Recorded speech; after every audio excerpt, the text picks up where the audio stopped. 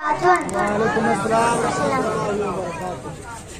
حضرت صدیق اکبر رضی اللہ تعالی عنہ سرکار مصطفیٰ صلی اللہ علیہ وسلم کے تمام صحابیوں میں سب سے بلند مرتبہ امیر المؤمنین حضرت ابو بکر صدیق رضی اللہ تعالی عنہ کا ہے. اسی لیے سرکار کے وصال پر مہاجرین و انصار نے ربیع اول 11 ہجری میں آپ کو سرکار کا خلیفہ منتخب کیا اور سب نے آپ کے دستے حق پر بیعت کی. مردوں میں سب سے پہلے آپ ہمارے سرکار پر ایمان لائے.